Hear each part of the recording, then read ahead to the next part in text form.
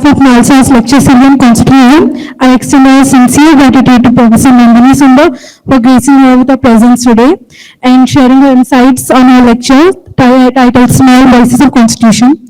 Professor Sundar, a scholar in sociology at Delhi University of Economics, at Delhi University, has significantly contributed to academia through her research and publications. Her recent work, The Burning Forest, India's War on Bastar, reflects her deep understanding of social dynamics and conflict in contemporary India. Furthermore, her awards, including M.N. Srinivas Memorial Prize, the Infosys Prize for Social Science, and the Esther Borsod Prize for Development and Research, and the Malcolm Adisation Prize for Distinguished Contribution to Development Studies. We are honored to have Professor Sundar back to NALSA following our previous engagement where she delivered a lecture on complaint codes and the undue process, weaponizing rule of law in March. Without further delay, I invite Professor Nandini Sundar to the podium and enlighten with her thoughts.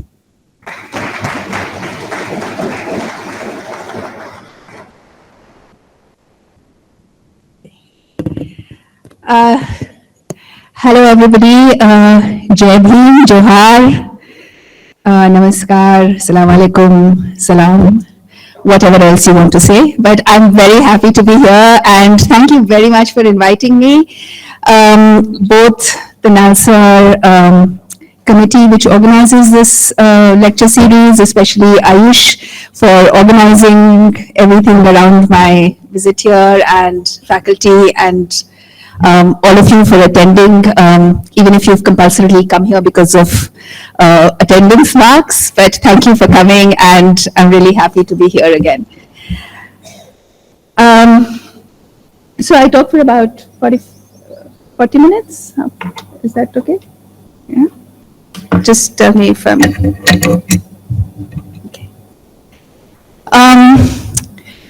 I often think that the Indian Constitution is somewhat like the Ramayana in A.K. Ramanujan's essay, 300 Ramayans. It has a basic structure, but multiple variations across the length and breadth of the country. In his essay, Ramanujan says, for every Ram, there is a different Ramayana.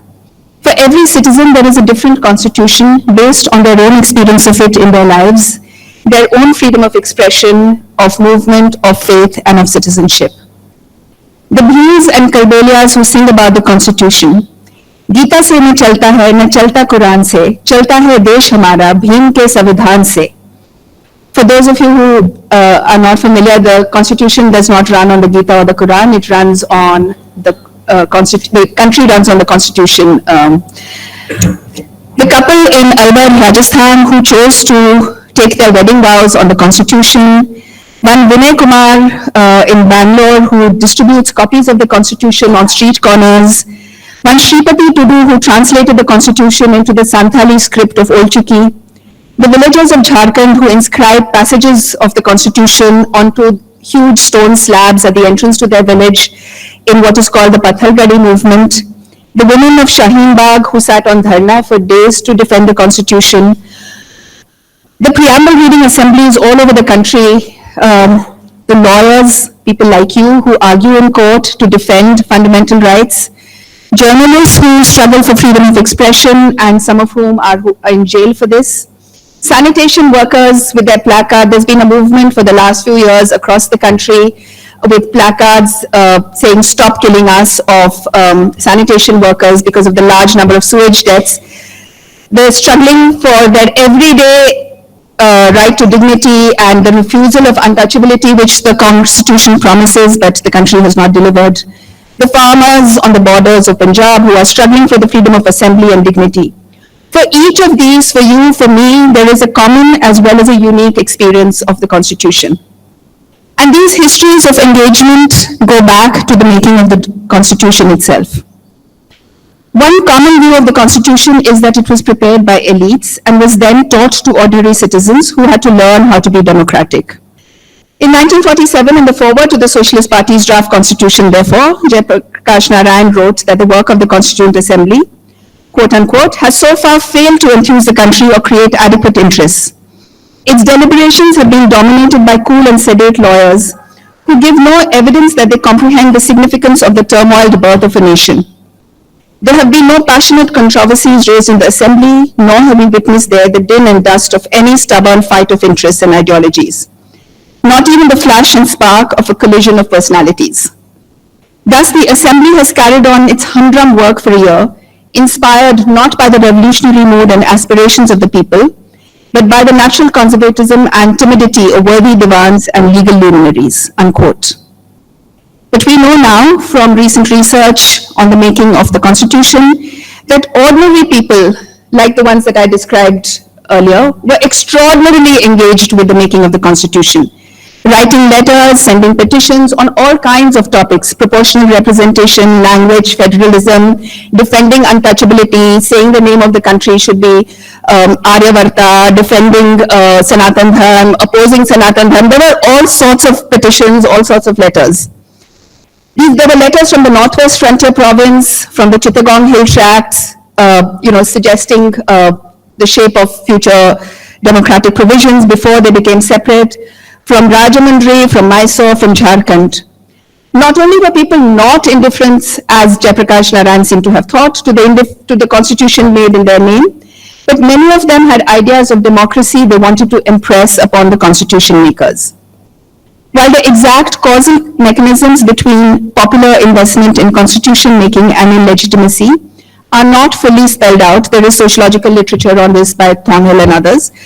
It is undeniable that the Indian Constitution was and is widely seen as legitimate precisely because of this popular engagement, stemming from the composite nature of the freedom movement. Moreover, even if we are to focus just on the Constituent Assembly, behind each member of the Constituent Assembly was a whole movement. So in a sense, almost every single member was bringing in wider constituencies to whom they spoke and whom they spoke for. The women members of the CF. Okay, how many women members were there in the Constituent Assembly? Okay, name one Dalit woman member in the Constituent Assembly, the one Dalit woman member in the Constituent Assembly. No? Dakshayani Valayodhan? Have you heard her name? No? Go and Google her. Her memoirs have just come out. Have you heard of Hansa Mehta? Who set up, any of you used the All India Institute of Medical Sciences? Nobody? Nobody has fallen ill, gone to hospital? AIIMS? Who set it up? No? Rajkumari Amrit Kaur? Have any of you used, have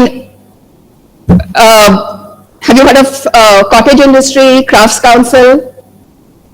Who set that up?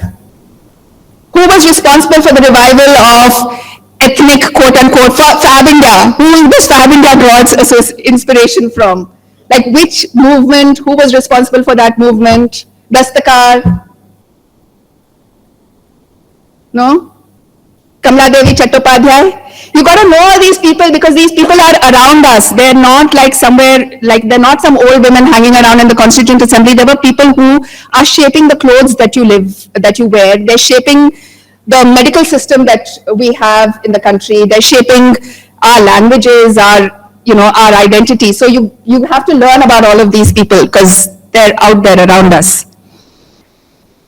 Have you heard of Jayapal Singh? Yeah, why? He was he was not the only. Any idea how many tribal members there were in the Constituent Assembly? Which I'll come to. No? 6, and that's a big problem. How many Dalit members? Okay, no more 20 questions, but so Jayapal Singh was a hockey player. He was India's first Olympic hockey captain in 1928. There was some controversy because he didn't play in the final match, but he was the hockey captain through the series. All of them were engaged with large movements outside. So even as he was a member of the Constituent Assembly, Jayapal Singh was addressing, and the Constituent Assembly committee that was looking at 5th schedule areas was touring Jharkhand. He was addressing large meetings outside. So he was both inside the Constituent Assembly and opposing it, making demands from the outside. And this goes for all of them, right? And Dr. Ambedkar, of course, who was not just representing himself, but representing a whole history of struggle. So when we talk about Article 14, Article 15, we're not just talking about like some, abstract rights. We're talking about the history of the Mahad struggle.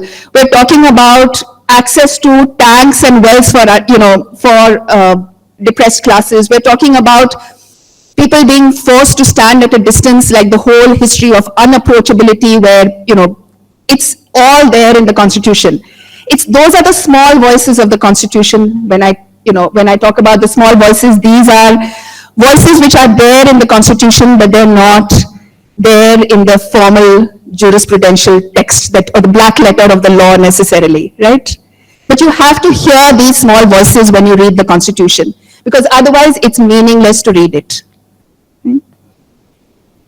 So rather than a colonial constitution or a transformative constitution, there are several recent titles on constitution.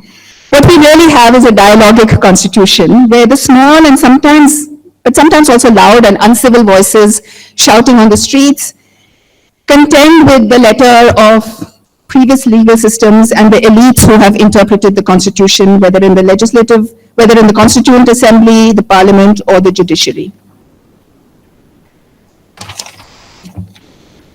Before I go on to discussing the making of the fifth schedule, and through this illustrating the kind of small voices that I want to discuss, I want to point to four significant moments in the making of the Constitution. Some occurred outside the Constituent Assembly and some are inside, but together they reflect the promise and the problems of the Constitution today. The first moment in the making of the Constitution was not during the Constituent Assembly, but in 1931. Any idea what happened in 1931 in Karachi? The Karachi resolution of the Congress?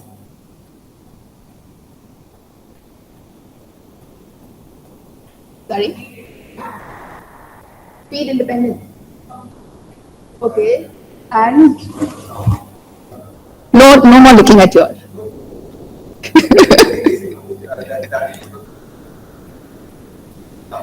Yeah, that was not, but what happened in, okay, so the Fundamental Rights Resolution was prefigured in the 1931 Karachi Declaration. And why did that come about? So the fundamental rights, freedom of speech, freedom of expression, freedom of movement, all are fundamental rights, right?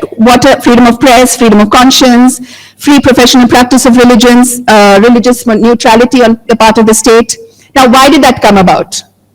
Why did the Congress suddenly decide in 1931, this was not even like anywhere near actual, it was near independence, but as far back as that to think about fundamental rights. How did that happen? Any idea? What was the other major thing that had just happened in the country?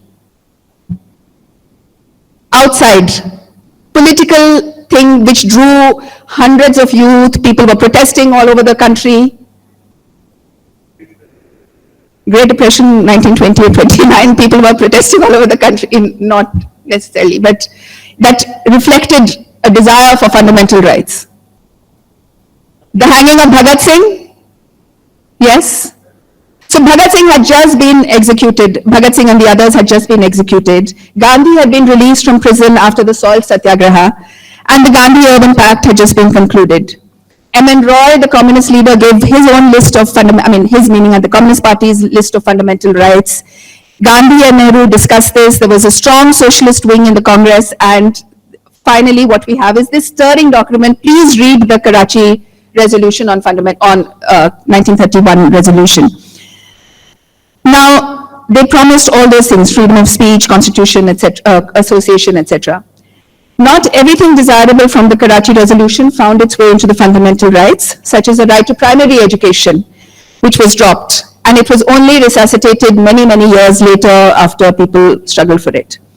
The Karachi resolution also spoke of a living, and I quote, a living wage for industrial workers, limited hours of labor, healthy conditions of work, protection against the economic consequences of old age. Now we have old age pensions, but this was being thought of as far back as 1931. Sickness and unemployment. So universal basic income, all of those things in a way are presaged in the idea that we should have these as fundamental rights. Military expenditure to be reduced by at least 1/2 of the present scale.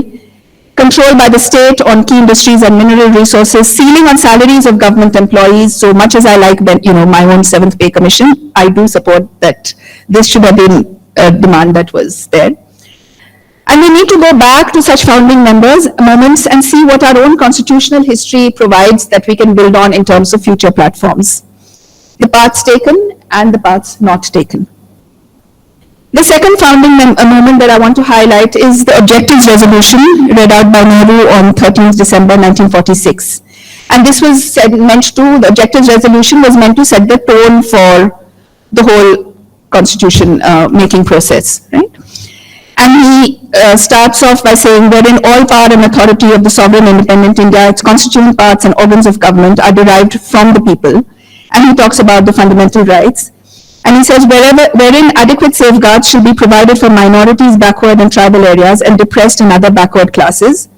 And in providing this ancient land attains its rightful and honored place in the world and makes its full and willing contribution to the promotion of world peace and the welfare of mankind. So the only way we can and should, and actually the time when we were a Vishwaguru was when we were leading the non-aligned movement based on our own fundamental rights and protections for all minorities. So being a world leader comes from protecting the rights of minorities, assuring fundamental rights, and so on. Now people often point to Dr. Ambedkar's speech of 4th November 1948, where he uses a famous term which people keep quoting. What is that term that the judges keep talking about and everyone talks about? Constitutional morality? Yeah, it's a term that's used so often from that 1948 4th November speech. And another famous speech is his speech of 25th November 1949. So both at the beginning and at the end of the Constitution, he makes these really important speeches where he discusses the framework within which the Constitution has to be interpreted and understood. And the last speech, he talks about how liberty, equality, and fraternity are interconnected, and you cannot have liberty and equality without fraternity. But for me, and especially in the context of the 5th schedule, a far more important point is that he made, not a far more, but an equally important point that he made in that 4th November speech, was on the need for the form of administration and the spirit of the Constitution to be compatible. And I quote from him, one is that the form of administration has a close connection with the form of the Constitution. It's necessary that it should have a close connection. The form of the administration must be appropriate to and in the same sense as the form of the Constitution. Second, it is perfectly possible to pervert the Constitution without changing its form by merely changing the form of the administration and make it inconsistent and opposed to the spirit of the Constitution. So when we have the same old colonial laws on sedition or laws such as UAPA, we have the old colonial machinery of the police and legal system, or a state which centralizes powers, we cannot really say that we are still following the Constitution when the administration that underpins the form of the Constitution is completely at variance with it. Now, in terms of my critical moments in the Constitution, I want to end with a last moment, which is very important today. And this takes place not inside the Constituent Assembly, but outside, simultaneously coterminous with the making of the Constitution. And this was Gandhi's last fast and his murder by members of the RSS and Hindu Mahasabha. People often wonder why the Constitution is not Gandhian, and they point to the fact that Ambedkar and Nehru influenced the Constitution to focus on a centralized state, to focus on heavy industry, etc. And yes, many people in the Constituent Assembly spoke about Gandhi, especially when they were discussing prohibition. But Gandhi, even if he is not found in the structure and the pages of the Constitution, is there around us. And as students of law, when you want to understand how Gandhi lives in the Constitution, perhaps you should look not at the Constitution itself, though of course the fundamental rights, all of those also came from Gandhi as well, his contributions. But he lives on in the People's Constitution. people's movements for communal harmony, to save the environment, the Chipko movement, the Apiko movement, all the various movements that we've had for years, movements against displacement, all those movements which have adopted satyagraha and peaceful protest, Shaheen Bagh, you find Gandhi there. And as students of law, unless you look at these movements, you will not understand how the Constitution should be read, because it cannot be read simply in terms of what, judicial pronouncements or precedent. It has to be read in the light of how Gandhi lives in all of these movements. Gandhi undertook his last fast from the 13th to 18th of January 1948 in Delhi to protest against the takeover of Muslim shrines. During partition, all the Muslim shrines were taken over, especially around in North India, Punjab. Some of them were converted into cowsheds, many were taken over by gurdwaras or temples. And it is this memory of Gandhi's fast and his murder and his sacrifice that should stand between all those who believe in the Constitution, including the judiciary, and any attempt to reverse the Places of Worship Act, as is happening now, or allow the takeover of mosques, whether the Gyanvapi in Kashi or Shahi Idgah in Mathura, or Babu Budangiri Shrine, etc. On 22nd December 1947, Gandhi announced, and I quote, "Some 8 or 10 miles from here in Mehroli, there is a shrine of Qutubuddin Bakhtiyar Chishti. It is esteemed to be second only to the shrine at Ajmer. It is visited every year, not only by Muslims, but thousands of non-Muslims. Last September, this shrine was subjected to the wrath of Hindu mobs. The Muslims living in the vicinity of the shrine for the last 800 years had to leave their homes. I mention this sad episode to you, that though Muslims love the shrine, no Muslim can be found anywhere near it. It is the duty of Hindu Sikhs and the officials of the government to open the shrine and wash the stain off us. The same applies to other shrines and religious places of Muslims in and around Delhi. The time has come when both India and Pakistan, because this was obviously happening in Pakistan as well, when Hindu shrines were being taken over. The time has come when both India and Pakistan must unequivocally declare to the majorities in each country that they will not tolerate desecration of religious places, be they small or big. They should also undertake to repair the places damaged during riots." This is from the Collected Works of Mahatma Gandhi, volume 90, page 282, for anyone who is interested. So when we talk about the Places of Worship Act, it's not something that just was passed in 91, but it's something that has a long history in the freedom movement because there were other resolutions similar and Gandhi's fast. So thus far I've tried to show 3 things. First, that the Constitution is embedded in our everyday life. And as students of law, you should be not just at judicial pronouncements, but movements and ordinary people interpreting it. And that there is a value to looking back at key moments in constitution making as a guide, both to the future, both practically and conceptually. And third, that whatever we do in thinking about the Constitution needs to be informed not by the administrative part of the Constitution, but by the spirit of liberty, equality, and fraternity.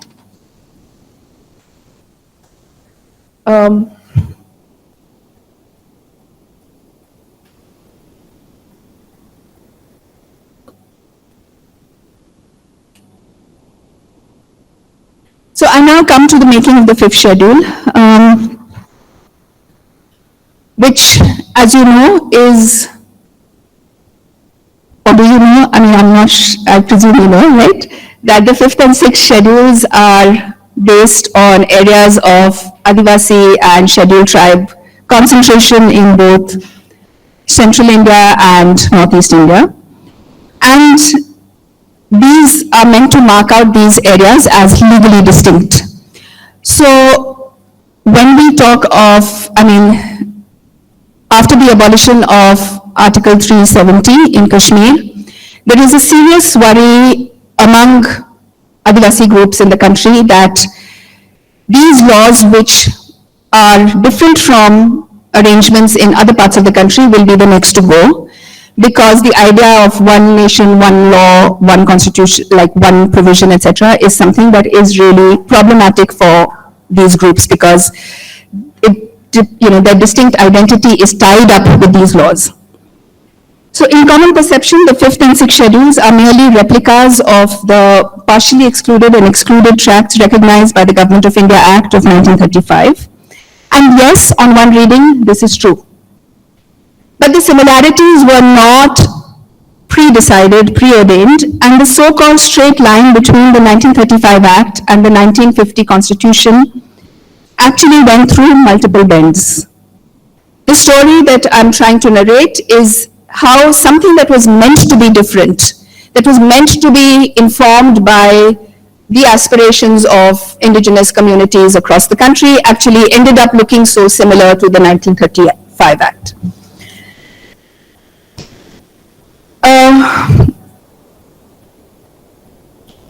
So in order to understand this, one needs to look at multiple levels, both the prior legal framework of the Scheduled Districts Act, the 1935 Act, the formation and working of the subcommittees dealing with the excluded and partially excluded areas, the drafting committee where their suggestions underwent a change, and the negotiations in the Constituent Assembly, as well as the personalities and processes involved.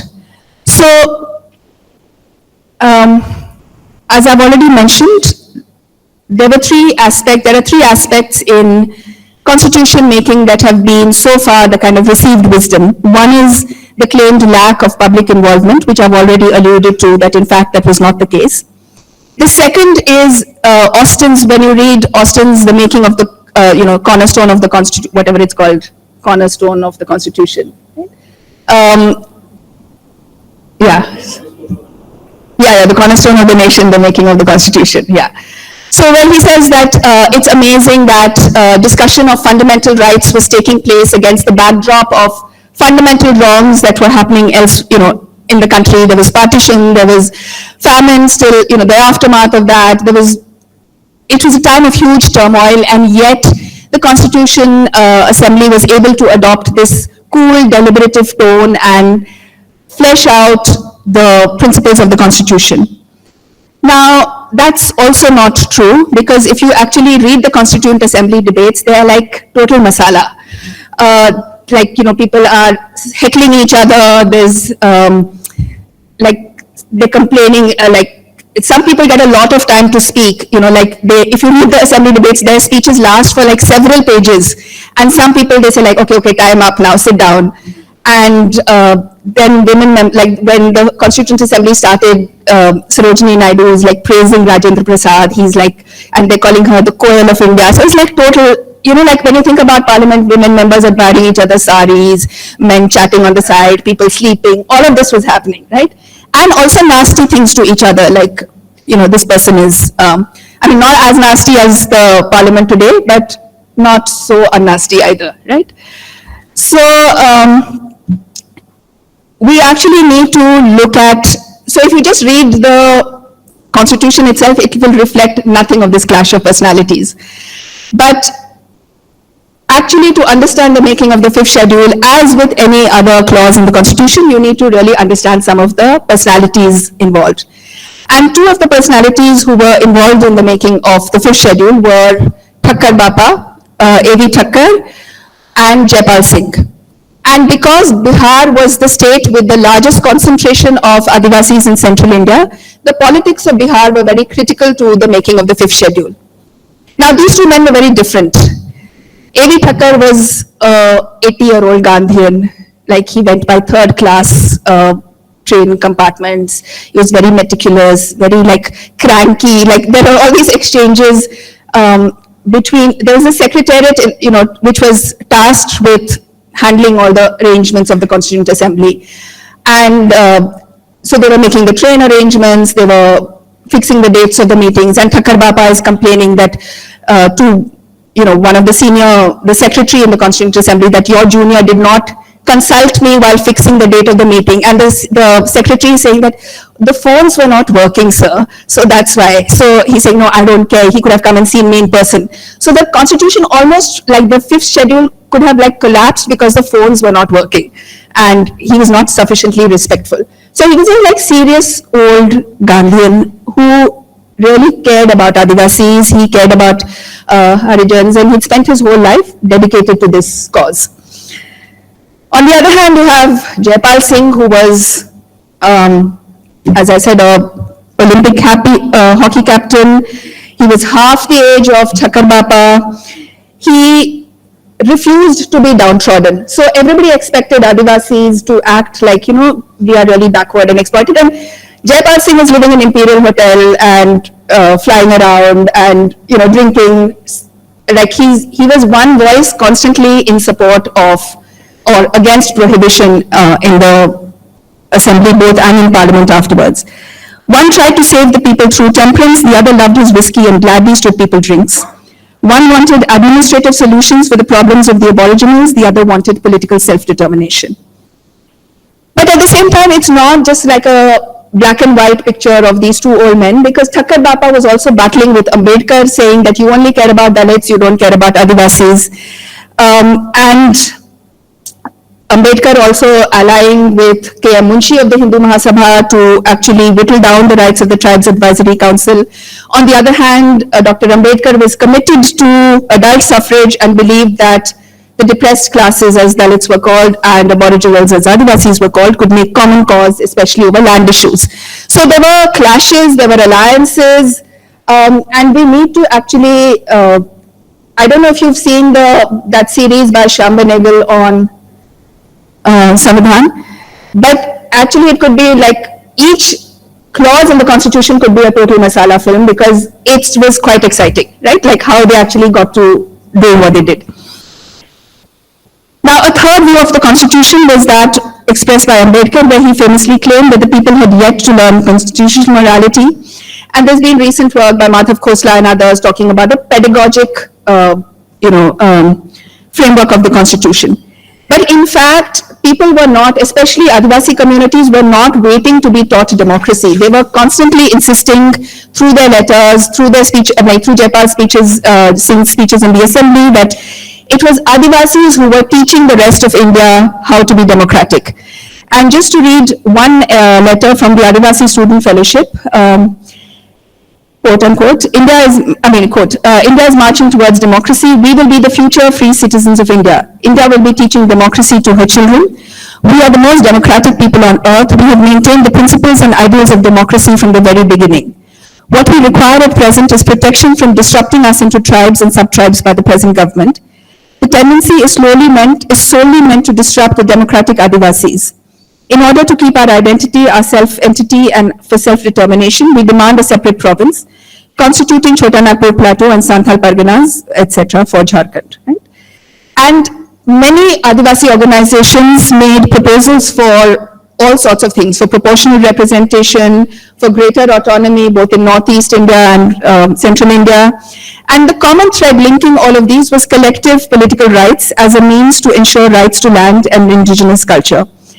And it's quite interesting that these demands for political autonomy are very similar to demands made by indigenous communities elsewhere, say in the US or Australia, for political autonomy. And it's quite similar, the differences between Adivasis and Dalits and what they were demanding in the Indian Constitution is very similar to what blacks and indigenous First Nations are demanding in the US Constitution. So while Dalits and blacks are demanding equality in terms of in the, through reservation, through general framework, all of these indigenous communities are demanding some kind of attention to a new federal arrangement that would recognize the political autonomy of these areas.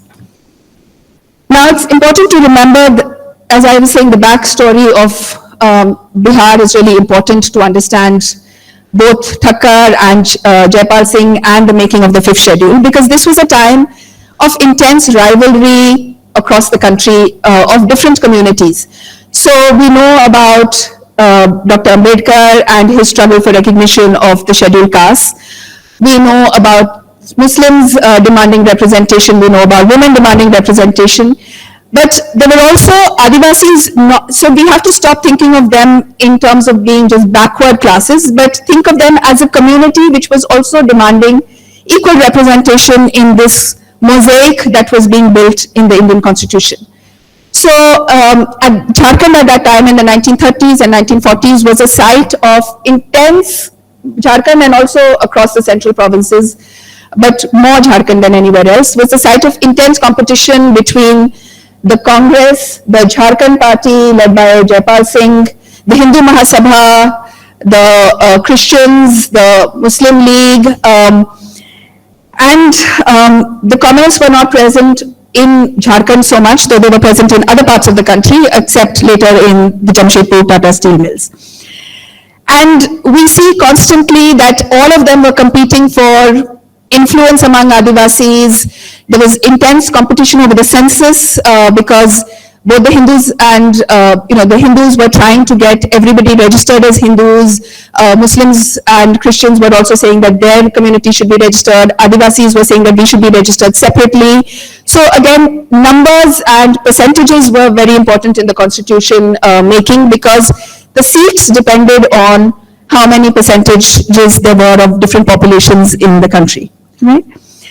At that time, Bihar had a Congress government and it was very dominated by upper caste Biharis, and Jaipal Singh kept writing to them saying, give us space, give us recognition, and demanding a separate Jharkhand, and the Bihar government kept resisting and saying, how dare you be impertinent, the words used were impertinent, to ask for a separate Jharkhand when you're only 26% of the population, but that itself was being contested whether they were 26% or not. So, so that was one set of things that was happening. On the other hand, you have a whole history of pre-scheduling. You have the 17, I'm putting that aside for now and coming to the kind of administrative and legal history of the fifth schedule, which starts from the 1870 Statute 33, which created the first list of backward tracts, followed by the Scheduled District Act of 1874 and other laws, which created a schedule of districts which would have laws that would distinguish them from other parts of the country. So laws that were applicable to other parts of the country would not apply to these scheduled districts. Now, why did the British think that you needed to have these separate scheduled districts? One was the fear of armed uprising by Adivasis. The second was ideas of paternalist protection, that these are like vulnerable communities who need protection, as well as a form of racism that underpinned both the fear and the paternalism. At one level, this was not confined only to tribal areas, but also to the whole of India, because, for instance, in writing about the 1935 Act, Muldoon writes that the British were willing to concede only limited governance to India as a whole, because it was perceived to be a quote-unquote authentically primitive place whose apolitical rural inhabitants were not interested in elections. So you see this constantly, that the British as a whole thought that Indians as a whole were, rural, backward, really not interested in representative self-governance. The Congress thought this about Adivasis. Adivasis were saying, no, we are very interested in self-governance. And not only are we, in a way, Adivasis were making alliances with the British, saying that we need exclusion because we already have models of self-governance and democracy.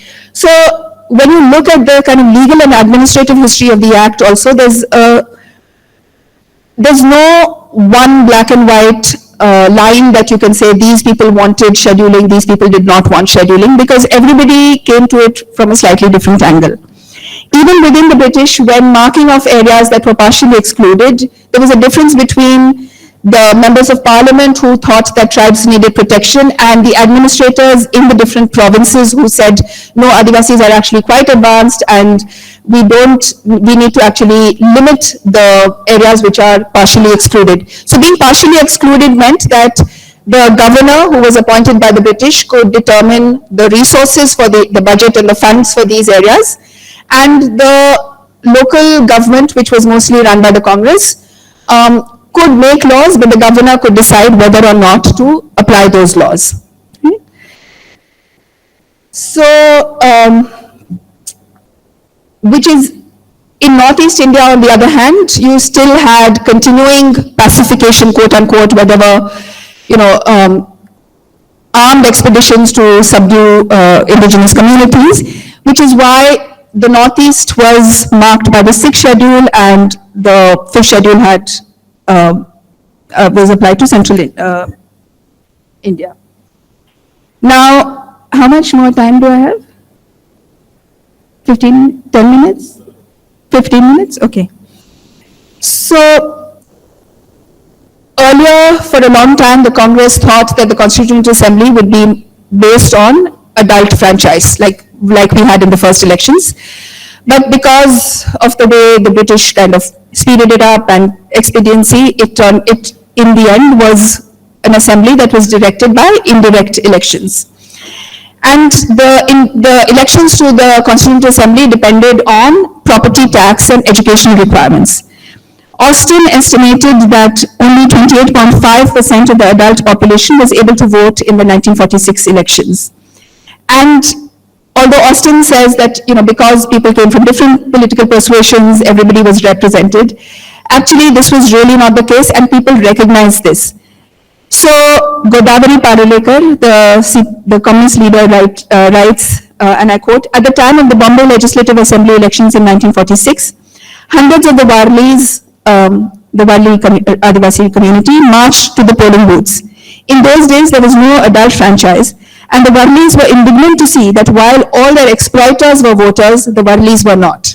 Right? So this is the assembly, legislative assembly, which then elected the Constituent Assembly and did not have representation from all of these exploited communities.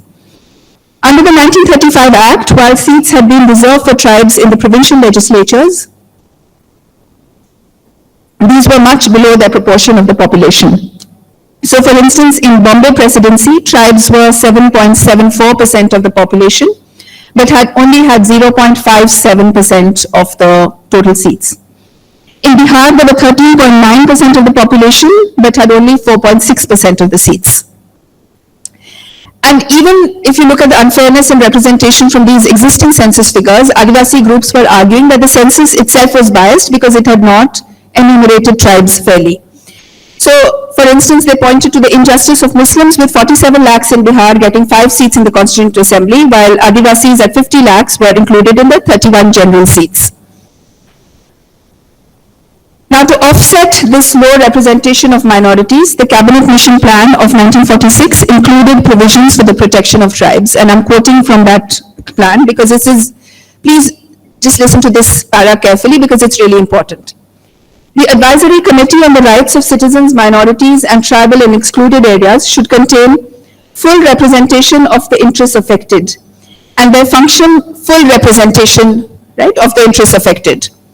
And their function will be to report to the Union Constituent Assembly upon the list of fundamental rights, the clauses for the protection of minorities, and a scheme for the administration of the tribal and excluded areas, and to advise a scheme for the administration of the tribal and excluded areas, and to advise whether these rights should be incorporated in the provincial group or union constitution. So accordingly, on January 24th, 1947, the Constituent Assembly appointed an advisory committee of 50 members, and the president was authorized to nominate 22 more.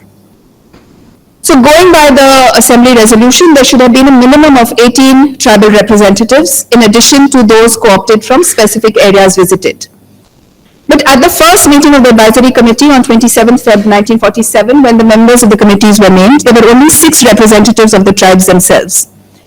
And congressmen like Gopinath Bordoloi and Thakkar were put in charge of the committees dealing with Assam and what was called areas other than Assam, that is the partially excluded or central Indian areas. Now, Jaipal Singh repeatedly, who had come in, he was elected to the Constituent Assembly on a Jharkhand party ticket. He repeatedly raised both in the assembly and in letters outside, pointing out the paucity of tribal members, argued that they were being denied the full representation they were promised. So there was a whole debate about whether it was due representation or full representation, because full representation would have meant actual representation, whereas due will be acknowledgement of their interests. Having 6 tribal members, he said, was only a matter of political window dressing, and asked if there was any provision to bring in more Adivasis, especially Adivasi women, into the Constituent Assembly, as well as representatives of numerically important tribes like Gonds and Bhils. And this demand was for more representation was being voiced across the length and breadth of India. by Adivasi groups, by a variety of other groups as well.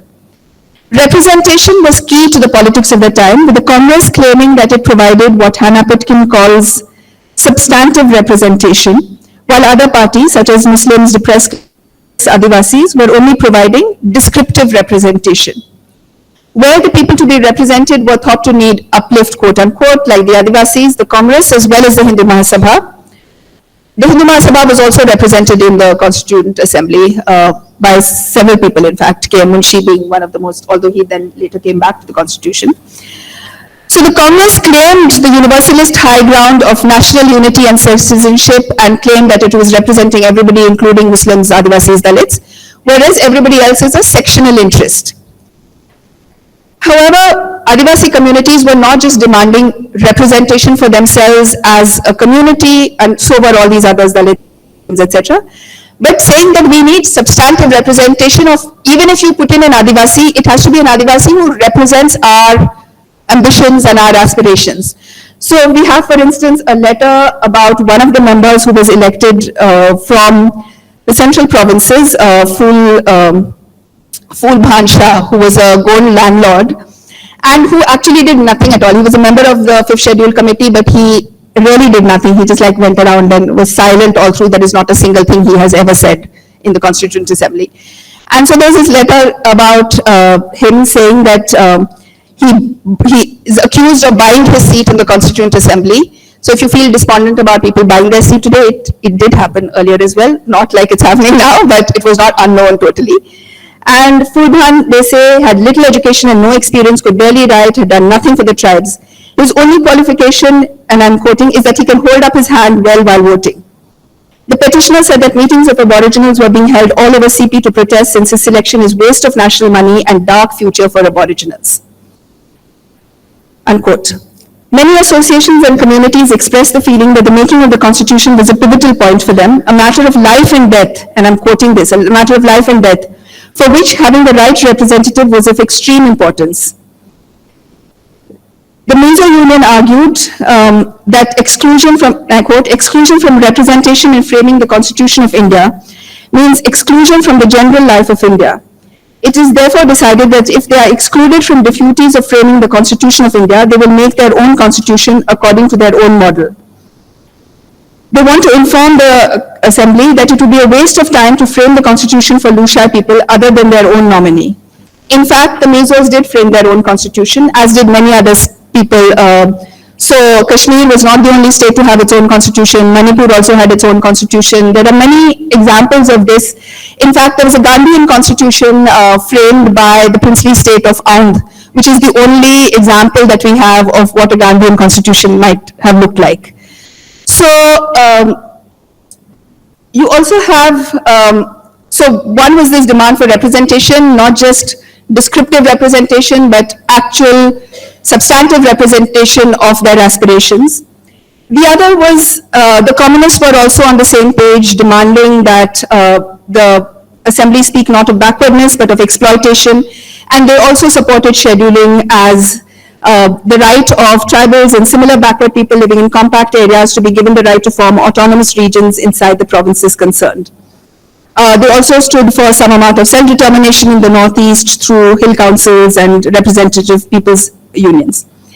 So even as you have all these letters from Adivasi organizations, you also have letters from non-Adivasis protesting against any special form of governance for tribals, contesting areas that would be scheduled, and arguing that these would encourage separatist tendencies. Now so there's a whole history to the legal and administrative arrangements stemming from the 1935 Act. There's a history to the composition of the advisory committee that was charged with touring the country and framing a draft for the Constituent Assembly to deliberate on. And then there is the administrative part of how that committee actually functioned. So as I mentioned before, there was a secretariat which was charged with, handling the work of the members of the Constituent Assembly. And before the Assembly actually started its work, the bureaucrats had already sent out letters to various provinces asking for data on their tribal populations, names of competent officers to depose before the committee.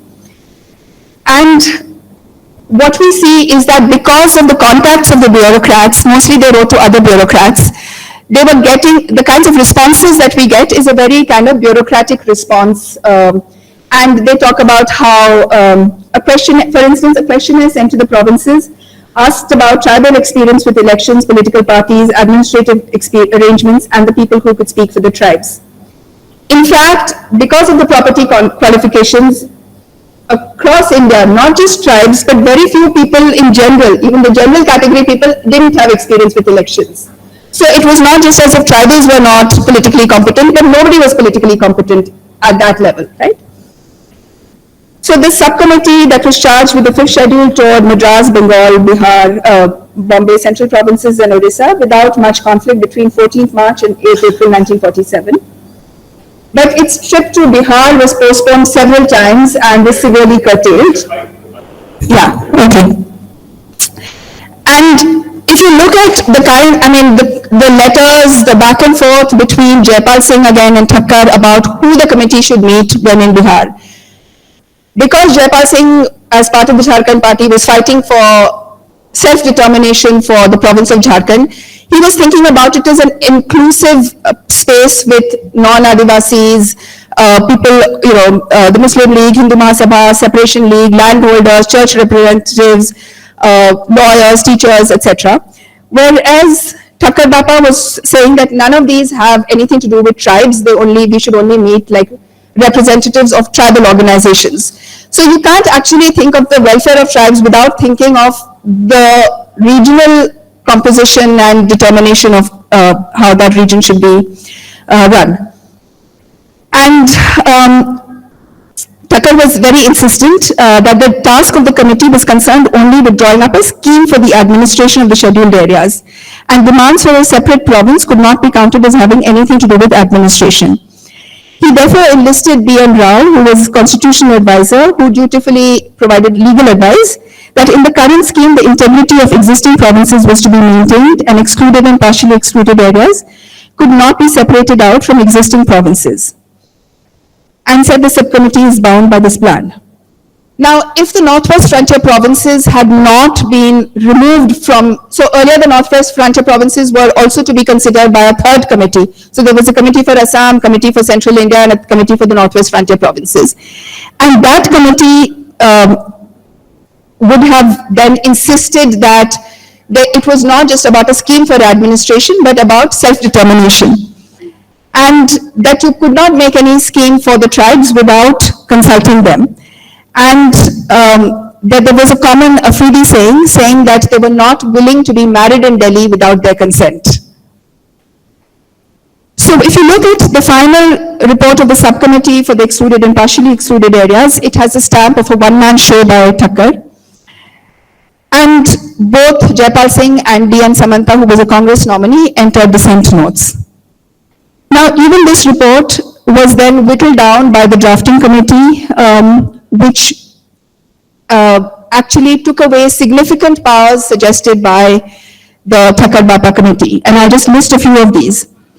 One is the question of the concept of scheduling.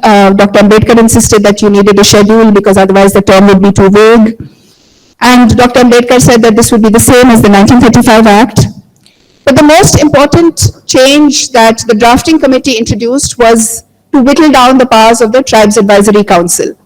So in the initial draft, the Tribes Advisory Council was to be an elected body of Adivasi representatives who would suggest to the governor, who could be, suggest provisions to the governor.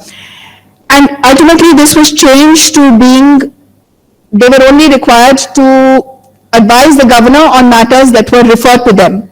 So they could not independently take up issues and suggest them to the governor, but they had to just say, okay, if the governor brings this to us, then we will take it up. Equally, the role of the governor itself was a problem, because even though Dr. Ambedkar recognized that the governor, once you had an independent elected government, would be only a figurehead, the 5th schedule gives a lot of powers to the governor, which is meaningless because the governor simply acts on the advice of the elected government. So the provisions of the fifth schedule, which depend on the protection of the governor, such as tabling a report, that is completely whittled down, and the governor is not even required to present a report on all the Adivasis in the area, in the state, but only on the fifth schedule areas. One of the things that Adivasi communities kept insisting on, which they later achieved somewhat through PESA, was that the scheme of administration does not only rely on welfare schemes, but should extend to the administration of forests and even law and order.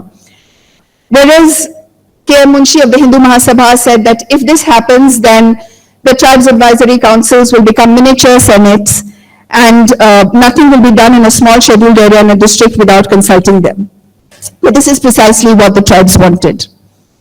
The other major change which the drafting committee whittled down was to take away the right of different judicial systems and customary law to operate. So the Thakkar committee had initially recommended that there would be that tribal areas could have their own criminal law, they could have their own customary law, and this was taken away, which again subjected Adivasis to the pressures of the Indian police and the penal code. And we see that this whittling down of the committee's recommendations has been borne out by the toothless nature of the fifth schedule through the last 70 years. And finally, so there was the advisory committee, there was the drafting committee, and then there was the assembly deliberations itself. And please read the assembly deliberations, because it's really quite, here's when I was talking about how they were quite nasty to each other. And the entire, because it was such a Congress-dominated assembly, they were all on Thakkar Bapa's side and kept kind of looking at Jaipal Singh as this, like, how dare he, live in the Imperial Hotel. So Jaipal Singh says, if you've come here to save us, please leave. The British came here all this way supposedly to save us. But if that's your intention, just heal yourself and leave us alone, and we will manage our own affairs. And well, I just want to quote one of the exchanges in the Constituent Assembly, where Jaipal Singh says, "The country belongs to my most ancient group, and we're very glad to have Mr. Munshi. I'm very sorry to disappoint him that in supporting the fifth schedule, I did not dress in my bows and arrows, the loincloth, feathers, earrings, my drum, and my flute." So Bishwanath Das, Orissa General, says, "May I know whether the honorable member has ever put on clothes like that?" Jaipal Singh, "What makes Mr. Das think I never wear the clothes that my people wear? There has to be reciprocal cooperation. That distrust, that fear that existed before must be made to vanish from both sides. The non-Adivasi must go to the Adivasi as his friend, and similarly the Adivasi in his turn should take his proper place, the place of honor that is accorded hereafter in the national life of this country." Rajeshwar Prasad, also, coming in on this, Bihar General, says, "A person from his residence in the second or third floor of the Hotel Imperial ill compares himself with a person like Thakkar Bapa."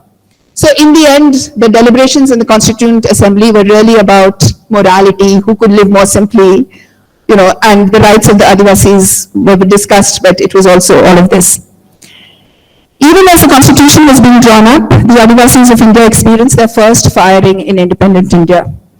And this has been repeatedly enacted, whether it's Indravali, which is in Telangana, in Bastar, in Tapkara, in Maikanch.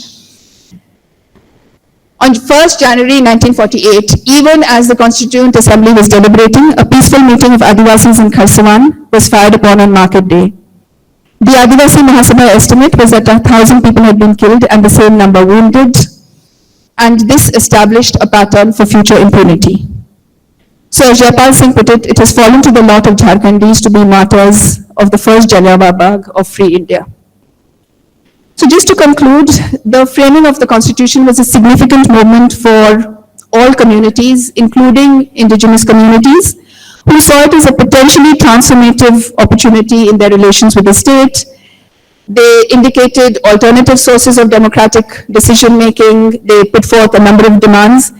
And so they were not waiting to be taught democracy. They were also introducing democracy.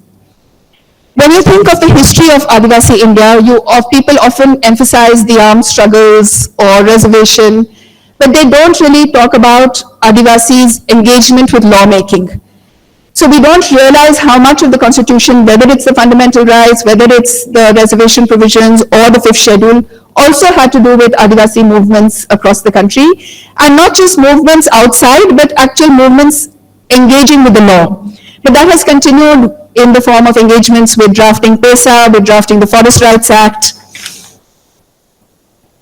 And over time, even as the Constitution enhanced the individual citizenship rights of Adivasis through adult suffrage and reservation, it also weakened their collective political rights as potentially self-governing communities, and this is something that people have continued to struggle over. So, but as you look around at the multiple struggles of Adivasis communities today, India's Adivasis, indigenous citizens, its multiple non-Adivasi, Dalit, Muslims, women, everybody, have not given up on the idea of the Constitution that they first set out to frame in between 1946 and 1950. Thank you.